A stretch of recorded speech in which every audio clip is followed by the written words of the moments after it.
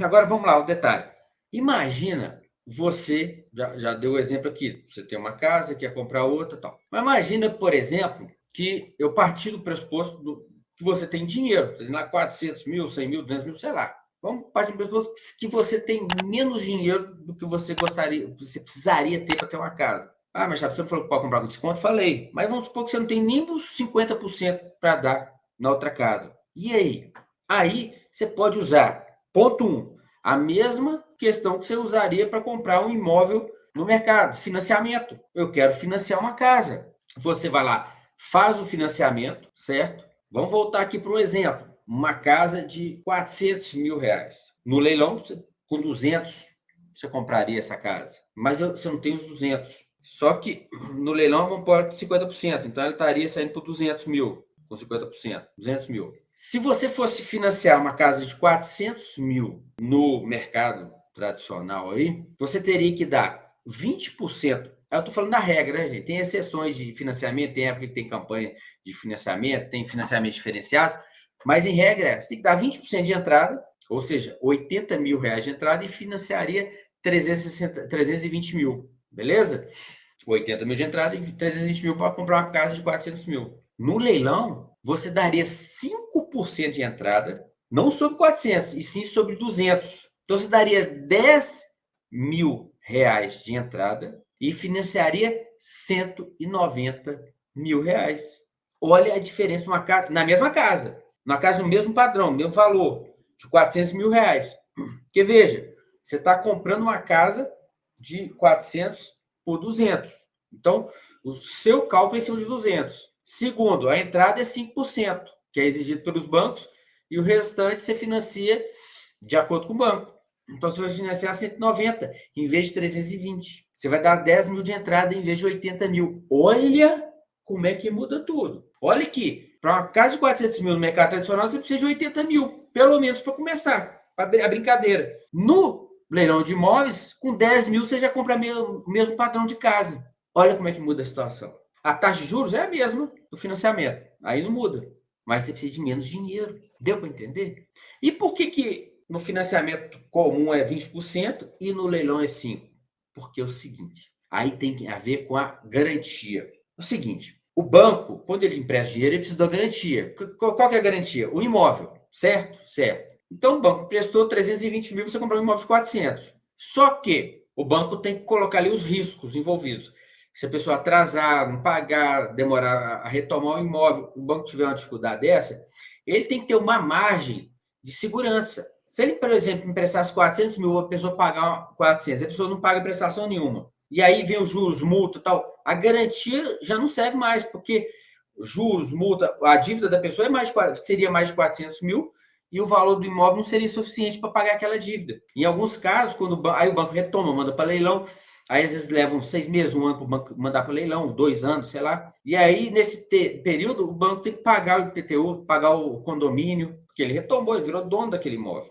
Olha aí, vai acumulando as coisas. Então, ele tem que ter uma margem. Só que no leilão, a casa é a mesma, ela vale 400 mil. Você está comprando por 200. Então, o banco tem 400 mil de garantia. Ele tem 400 mil de garantia para 200 que ele vai emprestar. Na verdade, emprestar 190. Olha para você ver. Então, a garantia é muito maior para o banco. Então, ele não precisa pedir 20%. Ah, por que ele pede sim? Política do banco. Ele não precisa pedir nada. Podia financiar 100%, como vez ou outra acontece.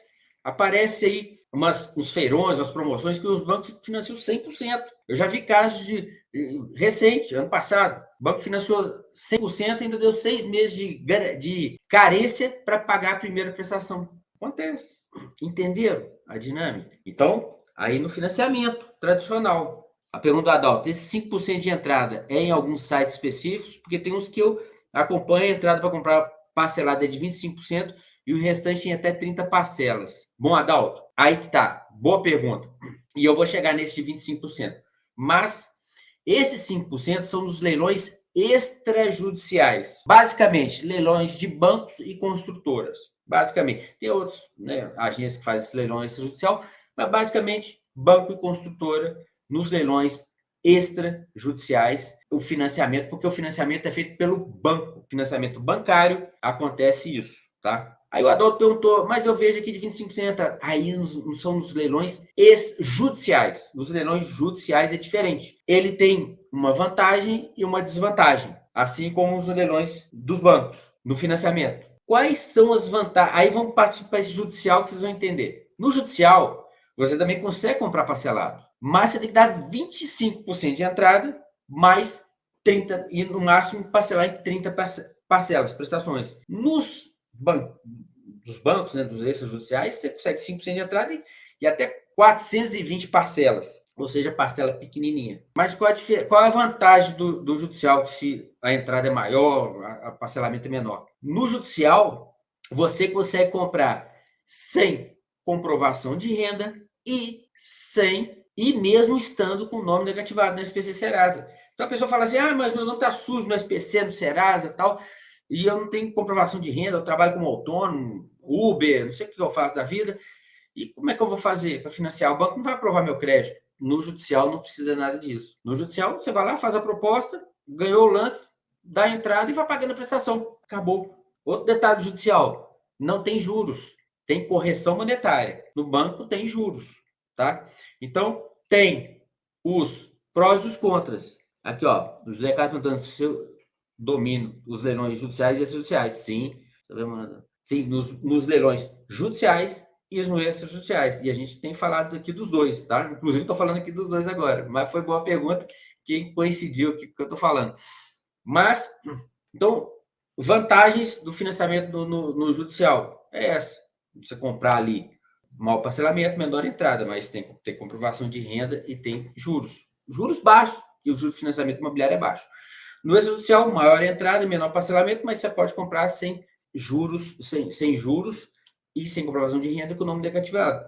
Então, cada caso é um caso e vale a pena se refletir em cada caso para ver qual que se encaixa melhor para você, certo? Márcio perguntando aqui, se houver morador, como retirar um antigo proprietário? Nós falamos das vantagens de comprar o imóvel no leilão. Agora, eu tenho que trazer para vocês as desvantagens ou alguns percalços que você vai ter que passar. Por exemplo, se você tiver pressa em mudar, não aconselho comprar no leilão judicial.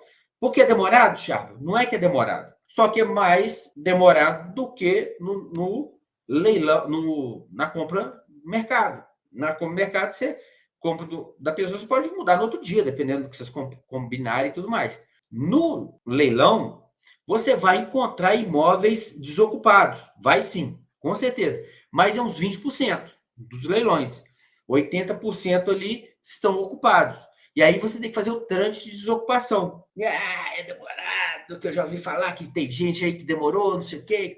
Demora para quem não segue, quem não tem uma metodologia, não tem um método, tá? Mas se você tiver um método, uma maneira de agir, e um dos caminhos que eu falo é o seguinte, por exemplo, quando você compra o imóvel no leilão, você já tem que saber todos os passos que você vai dar logo depois que você comprou. Tem gente que vai lá, dá o lance, arremata, paga e cruza os braços e agora tem que fazer o quê? Fica esperando as coisas acontecerem. Então, primeiro você tem que estar sabendo o que eu vou fazer depois que eu der o lance. Como que eu vou entrar em contato com o proprietário, vou retirar, vou fazer judicial, amigável, que meios que eu tenho que fazer, registro do imóvel, carta. Parece complicado, mas não é. É bem tranquilo, é um passo a passo. Quando você compra um imóvel no mercado, você não vai lá fazer promessa de compra e venda, você não vai lá no cartório, quando está despachante, sei lá, vai sozinho, paga a taxa. É a mesma coisa. Só que tem um passo a mais. Tem um passo a mais. Tem que pegar a carta de rematação, ao invés da escritura. No judicial, você tem que tirar quem está morando lá. Mas é burocrático. Alisson arrematou o imóvel com uma semana e com 20 dias ele desocupou o imóvel e tomou posse. Vocês vão ver o caso do Alisson. Vocês vão ver o caso do Alisson lá na semana que eu vou apresentar. Eu dele e de outros que arremataram imóveis e desocuparam com facilidade, arremataram rápido. Então, vale a pena assistir, porque tá muito bom o evento e a gente está fazendo um negócio maravilhoso, tá certo? Eu digo o seguinte, a minha preferência é ganhar dinheiro. Eu tô aqui mais para mostrar vocês como ganhar dinheiro. Mas tem muita gente que quer comprar para morar. Outro dia uma pessoa virou para mim e falou assim, sabe, eu tô muito querendo comprar imóvel em leilão, investir nisso. Só que eu tenho um dinheiro já guardado, mas eu quero primeiro comprar uma casa para que, se eu morrer, alguma coisa, meus filhos poderem herdar aquele imóvel, depois eu entro nisso. Aí que eu falei que o negócio é psicológico. Entrar nisso o quê? O que eu estou fazendo aqui? Eu não estou vendendo leilão, não. Eu não estou falando para vocês comprarem leilão, eu estou falando para vocês comprar imóvel no leilão. Então a pessoa quer comprar um imóvel mais caro para deixar de herança, por que não compra mais barato para deixar de herança? Olha para você ver. Então, isso é muito mais psicológico. Eu falei agora, por que você não compra 2 no leilão e deixa os 2 de herança em vez de comprar um só?